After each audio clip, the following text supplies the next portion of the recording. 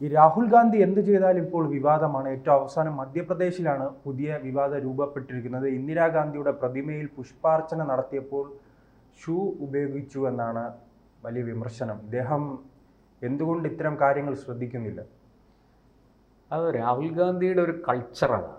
അദ്ദേഹം നമുക്കറിയാം, ഇന്ത്യയിൽ രാജീവ് ഗാന്ധിയുടെ മകനായിട്ടൊക്കെ ജനിച്ചെങ്കിലും പഠനമൊക്കെ വിദേശത്തായിരുന്നു. അപ്പോൾ ആ വൈദേശിക സംസ്കാരം ആണ് രാഹുൽ ഗാന്ധിയെ ഭരിക്കുന്നത്. അതുകൊണ്ട് തന്നെ അദ്ദേഹം ഇത്തരം കാര്യങ്ങൾ ചെയ്യുമ്പോൾ അതിൽ അത്ഭുതപ്പെടേണ്ടതില്ല. പക്ഷേ ഇത് ഇന്ത്യക്കാർക്ക്, ഇന്ത്യയിലെ ജനങ്ങൾക്കിടയിൽ, പ്രത്യേകിച്ചും ഉത്തരേന്ത്യയിൽ മധ്യപ്രദേശ് പോലെയൊക്കെയുള്ള സംസ്ഥാനങ്ങളിൽ അത് വലിയ വിവാദമാകുമെന്ന് തീർച്ചയാണ്. കാരണം അവിടെ ഇപ്പോഴും ഇദ്ദേഹം മറ്റു നേതാക്കൾക്കെതിരെ സംസാരിക്കും, രാജ്യത്തിനെതിരെ സംസാരിക്കും, ഇപ്പോൾ സ്വന്തം കുടുംബത്തിലും കയറി കളിക്കുകയാണല്ലേ? അതെ, സ്വന്തം കുടുംബത്തിൻ്റെ അന്തസ്സും അദ്ദേഹം കളഞ്ഞു കുളിക്കുന്ന രീതിയിലാണ് പെരുമാറുന്നത്. ഞാൻ ഈ പറഞ്ഞു വന്നത് മധ്യപ്രദേശിൽ സാധാരണക്കാരായ ജനങ്ങളാണ്. അവിടെ അവർ ഇതൊക്കെ വലിയ ഈ ജീവിതത്തിൻ്റെ ഇത്തരം കാര്യങ്ങൾ വലിയ വലിയ മൂല്യം കൊടുക്കുന്നു, വലിയ പവിത്രത കൽപ്പിക്കുന്നു. ഉദാഹരണത്തിന് മുതിർന്നവരെ കാണുമ്പോൾ കാല് തൊട്ട് വന്ദിക്കുക. അതുപോലെ തന്നെ ഈ ഇത്തരം ഈ വളരെ പ്രസിദ്ധരായ മഹാത്മാഗാന്ധി, ഇന്ദിരാഗാന്ധി, അതുപോലെ ജവഹർലാൽ നെഹ്റു, സർദാർ വല്ലഭായ് പട്ടേൽ, അങ്ങനെയൊക്കെ ഉള്ള ആൾക്കാരുടെ പ്രതിമയിലും മറ്റുമൊക്കെ പുഷ്പാർച്ചന നടത്തുമ്പോൾ, അല്ലെങ്കിൽ അതിൽ ഹാരമിടുമ്പോൾ, പിന്നെ ഈ ചെരുപ്പൊക്കെ ഊരിയിട്ടിട്ട് വളരെ ഭവ്യതയോടെ വന്ന് അത് ചെയ്യണം എന്നാണ് അവരുടെ ഒരു സങ്കല്പം. അത് അവരുടെ ഒരു സംസ്കാരമാണ്. അത് പാലിച്ചില്ലെങ്കിൽ അവർ രോഷം കൊള്ളുമെന്ന് തീർച്ചയാണ്. ഇവിടെ രാഹുൽ ഗാന്ധിയെ സംബന്ധിച്ച് രാഹുൽ ഗാന്ധിക്ക് ഇതിലൊന്നും വലിയ ശ്രദ്ധയൊന്നുമില്ല. എന്താണ് ഇന്ത്യൻ കൾച്ചർ എന്ന് അദ്ദേഹത്തിന് സത്യത്തിൽ അറിയില്ല. രാമൻ ആരാണ്, കൃഷ്ണൻ ആരാണ്, ഈ ഭാരതത്തിൻ്റെ ഇതിഹാസം എന്തൊക്കെയാണ്, ഇതിനെക്കുറിച്ചൊന്നും അദ്ദേഹം ഇങ്ങനെ ജനറലായിട്ട്, നമ്മൾ ജനറൽ നോളജ് പഠിക്കുമല്ലോ, രാമായണം മഹാഭാരതമൊക്കെ എപ്പിക്സ് ആണ് എന്നൊക്കെ നമ്മൾ പഠിക്കുന്ന ആ ഒരു അറിവ് പോലും അദ്ദേഹത്തിന് കൃത്യമായിട്ടുണ്ടോ എന്ന് സംശയമാണ്. പലപ്പോഴും അദ്ദേഹത്തിൻ്റെ പ്രവൃത്തികൾ കാണുമ്പോൾ നമുക്ക് തോന്നുന്നത് അതാണ്. ഇപ്പോൾ വിദേശികളായ ആൾക്കാർ നമ്മളെ ഇന്ത്യയെക്കുറിച്ചും ഇന്ത്യയുടെ മഹത്തായ സാംസ്കാരിക പൈതൃകത്തെക്കുറിച്ചും ഒക്കെ ജനറലായി കുറേ കാര്യങ്ങൾ പഠിക്കും. അവിടുത്തെയും ടെക്സ്റ്റ് ബുക്കുകളിലും മറ്റും അവരുടെ സിലബസിലും ഒക്കെ പഠിക്കാനുണ്ടാവുമല്ലോ. നമ്മൾ അമേരിക്കയെക്കുറിച്ചും റഷ്യയെക്കുറിച്ചും യൂറോപ്പിനെക്കുറിച്ചും ഒക്കെ നമ്മൾ പഠിക്കുന്നത് പോലെ, ജപ്പാനെക്കുറിച്ചും ഒക്കെ നമ്മൾ പഠിക്കുന്നത് പോലെ ഇന്ത്യയെക്കുറിച്ച് അവരും പഠിക്കുന്നുണ്ട്. അവർക്കൊരു പ്രാഥമികമായ ജ്ഞാനം അക്കാര്യത്തിലുള്ളൂ. അതിനപ്പുറത്തേക്ക് നമ്മുടെ ആ മഹത്തായ പൈതൃകത്തെക്കുറിച്ചോ പാരമ്പര്യത്തെക്കുറിച്ചോ അതിൻ്റെ മൂല്യങ്ങളെക്കുറിച്ചോ അതിൻ്റെ പവിത്രതയെക്കുറിച്ചോ ഒന്നും അവർക്ക് വലിയ ധാരണ ഉണ്ടാവില്ല. ഇത് പഠിക്കാൻ വേണ്ടി ഇന്ത്യയിൽ വന്ന് വളരെ ആകാംക്ഷയോടും ജിജ്ഞാസയോടും കൂടി ഇത് പഠിച്ച് സ്വായത്തമാക്കുന്ന ആൾക്കാർ അത് ശീലിക്കും. അവരവരുടെ ജീവിതത്തിലേക്ക് അതിനെ കൊണ്ടുവരും. അപ്പോൾ ആ മൂല്യങ്ങൾ അവർ പിന്തുടരാൻ തുടങ്ങും. രാഹുൽ ഗാന്ധി അങ്ങനെയൊന്നും പിന്തുടരുന്ന ഒരാളല്ല.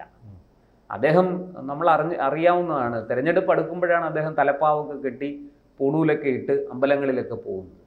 എന്നിട്ട് ഞാനും ഒരു കാശ്മീരി പണ്ഡിറ്റാണ്, കാശ്മീരി ബ്രാഹ്മണനാണ് എന്ന് ഇടയ്ക്കിടയ്ക്ക് ഇങ്ങനെ നാട്ടുകാരെ ഓർമ്മിപ്പിക്കുകയും ചെയ്യും. അത് അദ്ദേഹവും അദ്ദേഹത്തിൻ്റെ പെങ്ങളും സ്ഥിരമായിട്ട് ചെയ്യുന്ന പണിയാണ്. തിരഞ്ഞെടുപ്പ് അടുക്കുമ്പോഴാണ് അവർക്ക് അമ്പലവും ക്ഷേത്രവും പൂണൂലും തലപ്പാവും കുറിയും കുങ്കുമക്കുറിയും ഒക്കെ ഓർമ്മ വരുന്നത്.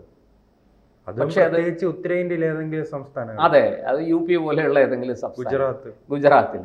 പക്ഷേ ഇത് ഉത്തരേന്ത്യയിലെ ജനങ്ങൾ അത്ര വിഡ്ഢികളൊന്നുമല്ല. അടിയന്തരാവസ്ഥയ്ക്കെതിരെ ശബ്ദിക്കുകയും ഇന്ദിരാഗാന്ധിയെ പാഠം പഠിപ്പിക്കുകയും ചെയ്ത ആൾക്കാരാണ്. അവർ ഇതൊന്നും കണ്ടാൽ, ഈ ഗിമ്മിക്കുകളൊന്നും കണ്ടാൽ അവർ വീഴില്ല. അതുകൊണ്ടാണ് രാഹുൽ ഗാന്ധിക്കും അദ്ദേഹത്തിൻ്റെ പാർട്ടിക്കും തുടരെ തിരിച്ചടി കിട്ടിക്കൊണ്ടിരിക്കുന്നത്. എന്തായാലും മറ്റൊരു പ്രധാന വിഷയം, നമ്മൾ ഈ ചെരുപ്പ് ഉപയോഗിക്കുമ്പോൾ, സാധാരണ നമ്മൾ ചെരുപ്പ് ഉപയോഗിക്കുന്ന ഈ ഉത്തരേന്ത്യയിലും തമിഴ്നാട്ടിലടക്കം നമ്മൾ കണ്ടിട്ടുള്ളതാണ്, ഈ സ്ത്രീകളെ വഴിയിൽ ഉപദ്രവിക്കുക, ശല്യപ്പെടുത്തുക ഒക്കെ ചെയ്യുന്നവരെ ചെരുപ്പ് കൊണ്ടടിക്കും, അല്ലേ? അതുപോലെ തന്നെ ചിലരെ നമ്മൾ ഈ വലിയ അഴിമതിക്കാരെയൊക്കെ പിടികൂടുമ്പോൾ, രാഷ്ട്രീയക്കാരോ ഉദ്യോഗസ്ഥരോ ഒക്കെ അഴിമതി നടത്തി പിടിയിലാവുമ്പോൾ ഈ പ്രതിഷേധക്കാർ ചെരുപ്പ് മാല കൊണ്ടുവന്ന് അണിയിക്കും, അല്ലേ? ഇതൊക്കെ നമ്മൾ ഉത്തരേന്ത്യയിലൊക്കെ ധാരാളം കാണാറുണ്ട്. അപ്പോൾ അവിടെ അവർ ചെരുപ്പ് എന്ന് പറയുന്നത് ഇതുപോലെ ഇങ്ങനെ ഒരാളെ അപമാനിക്കാൻ വേണ്ടിയിട്ട്, ഒരാളെ അധിക്ഷേപിക്കാൻ വേണ്ടിയിട്ടും കൂടി അതിനെ ഉപയോഗിക്കുന്ന ഒരു രീതി നമ്മൾ കണ്ടിട്ടുണ്ട്. ചെരുപ്പ് കൊണ്ടടിക്കുക, ചെരുപ്പ് മാല ഇടിക്കുക, അങ്ങനെയൊക്കെയുള്ള കാര്യങ്ങൾ. അപ്പോൾ അങ്ങനെയുള്ള ആ ചെരുപ്പ് ഇട്ടിട്ട് ഇങ്ങനൊരു പവിത്രമായ കർമ്മം ചെയ്തപ്പോൾ അവിടുത്തെ ജനങ്ങൾക്ക്, ആ പ്രദേശത്ത് ഉള്ളവർക്ക് വലിയ എതിർപ്പ് അതിലുണ്ടായി എന്നുള്ളത് സ്വാഭാവികമാണ്. അതിനകത്ത് അവരെ കുറ്റം പറഞ്ഞിട്ട് ഈ രാഹുൽ ഗാന്ധി ഒരു പാശ്ചാത്യ പ്രോഡക്റ്റ് ആണോ എന്ന് സംശയമുണ്ടല്ലോ. 100% സംശയിക്കേണ്ട. 100% അദ്ദേഹം ഈ പുറമേ ഒരു ഇന്ത്യക്കാരൻ എന്ന് പറയുന്നുണ്ടെങ്കിലും ഉള്ളുകൊണ്ട് അദ്ദേഹം അടിമുടി പാശ്ചാത്യൻ ആണ്. ഇപ്പം നെഹ്റു തന്നെ പറഞ്ഞല്ലോ, ഞാനൊരു ബ്രൗണിഷ് സായിപ്പാണെന്ന് പണ്ട് പറഞ്ഞിട്ടുണ്ട്. പുറമേ എന്നെ കാണാൻ ഇന്ത്യക്കാരനെ പോലെ ഇരിക്കും, പക്ഷെ ഉള്ളുകൊണ്ട് ഞാൻ അടിമുടി യൂറോപ്യനാണ്, ഒരു സംശയവും വേണ്ട എന്ന് നെഹ്റു തന്നെ പറഞ്ഞിട്ടുണ്ട് പല സന്ദർഭങ്ങളിലും. ഇവിടെ രാഹുൽ ഗാന്ധിയും അത് തന്നെയാണ് പറയാതെ പറയുന്നത്.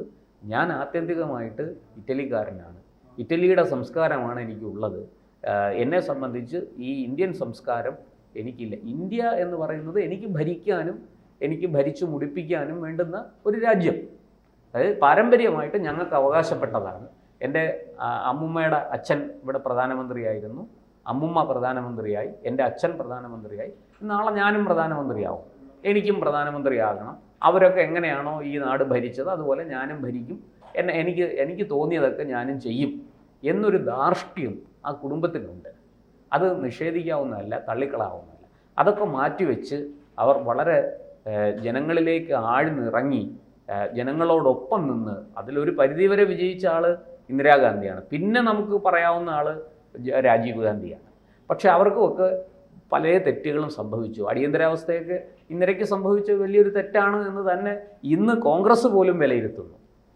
കോൺഗ്രസ്സിന് പോലും ഇന്ന് അങ്ങനെ ഒരു അഭിപ്രായമുണ്ട്. അടിയന്തരാവസ്ഥ കോൺഗ്രസിൻ്റെ ഈ വലിയ നാശത്തിന് കാരണമായി, അതിൻ്റെ ഒരു അടിത്തറ അവിടെ നിന്ന് തുടങ്ങി ആ നാശം എന്നുള്ളതാണ് സത്യം.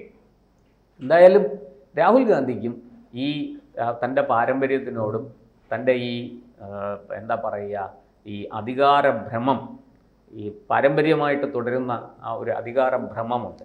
ആ അധികാരഭ്രമം രാഹുൽ ഗാന്ധിയിലും ഉണ്ട്. അതാണ് അദ്ദേഹത്തെ കൊണ്ട് ഈ മുൻപിൻ ചിന്ത കൂടാതെ ഇത്തരം കാര്യങ്ങൾ ചെയ്യിക്കുന്നത്. അവിടെ ഈ പറഞ്ഞതുപോലെ രാഹുൽ ഗാന്ധി ഒരു യൂറോപ്യനെ സംബന്ധിച്ച് കാലിൽ കിടക്കുന്ന ഷൂസ് അഴിച്ചിട്ട് വേണം പിന്നെ പവിത്രമായ ഇത്തരം കാര്യങ്ങളിൽ ഏർപ്പെടാൻ എന്നൊരു സംസ്കാരം അവർക്കില്ല, അങ്ങനൊരു ശീലം അവർക്കില്ല. ഒന്നാമത്തെ കാര്യം, അവരുടെ നാട്ടിൽ വലിയ തണുപ്പാണ്. അവർക്ക് ഈ പറഞ്ഞതുപോലെ ഷൂസും സോക്സും ഒന്നും ഊരി വെച്ചിട്ട് നിൽക്കാൻ അവിടെ പറ്റില്ല. അതുകൊണ്ട് തന്നെ അവർക്കത് ശീലവുമില്ല. അവരെ കുറ്റം പറഞ്ഞിട്ട് കാര്യമില്ല. പക്ഷേ ഇന്ത്യയിൽ വരുമ്പോൾ അങ്ങനെയല്ല. ഇന്ത്യയിൽ ഇതിനൊക്കെ വലിയ പവിത്രത കൽപ്പിക്കുന്നു, ഇതിനൊക്കെ വലിയ മൂല്യങ്ങൾ നമ്മൾ കൊടുത്തിട്ടുണ്ട്. ആ മൂല്യങ്ങൾ സംരക്ഷിക്കാനും ആചരിക്കാനും തയ്യാറുള്ളൊരു ജനതയാണ്. ഇത്തരം പ്രവർത്തനങ്ങൾ കോൺഗ്രസിനെ തന്നെ പലതവണ വെട്ടിലാക്കുക. കോൺഗ്രസിനെ തീർച്ചയായിട്ടും, കോൺഗ്രസിന് വലിയ രീതിയിൽ അത് തിരിച്ചടിയായിട്ടുണ്ട്. കോൺഗ്രസിന് പലപ്പോഴും വലിയ ബുദ്ധിമുട്ടുകൾ സൃഷ്ടിച്ചിട്ടുണ്ട്. ഈ രാഹുൽ ഗാന്ധിയെയും എതിർ കക്ഷികളിൽപ്പെട്ട ആൾക്കാരെയും തമ്മിൽ താരതമ്യം ചെയ്ത് നോക്കുമ്പോൾ ഇക്കാര്യത്തിൽ കോൺഗ്രസ്സിന് വലിയ വീഴ്ചയുണ്ടാകും, കോൺഗ്രസ്സിന് വലിയ തിരിച്ചടി ഉണ്ടായിട്ടുണ്ട്. അതൊക്കെ സത്യമാണ്. രാഹുൽ ഗാന്ധി ഇത്തരം കാര്യങ്ങളിൽ കുറെ കൂടി, നമ്മൾ ഏത് പ്രദേശത്ത് ചെല്ലുന്നു ആ പ്രദേശത്തെ ജനങ്ങളെ മനസ്സിലാക്കി അവരെ തിരിച്ചറിഞ്ഞുകൊണ്ട് വേണം നമ്മൾ ഇത്തരം കാര്യങ്ങളിൽ ഏർപ്പെടാൻ. ഇപ്പോൾ തമിഴ്നാട്ടിൽ വന്ന് ഈ പറയുന്നത് പോലെ തമിഴ് സംസ്കാരത്തിന് വിരുദ്ധമായിട്ട് സംസാരിച്ചാൽ തിരിച്ച് വീട്ടിൽ പോകാൻ പറ്റില്ല. ഇപ്പോൾ നമുക്കറിയാലോ, കമലഹാസൻ കർണാടകയിൽ കന്നഡ ഭാഷയെക്കുറിച്ചൊരു പറഞ്ഞതിന് എന്തു വലിയ കോലാഹലമാണ് കർണാടകയിൽ നടന്നുകൊണ്ടിരിക്കുന്നത്. അപ്പോൾ അത്തരം മൂല്യങ്ങൾ ആന്ധ്രയിൽ ചെന്ന് തെലുങ്ക് ഭാഷയ്ക്കെതിരായിട്ട്, തെലുങ്ക് സംസ്കാരത്തിനെതിരായിട്ട് സംസാരിച്ചാൽ നമുക്ക് വലിയ തിരിച്ചടി അവിടെ നിന്നുണ്ടാകും.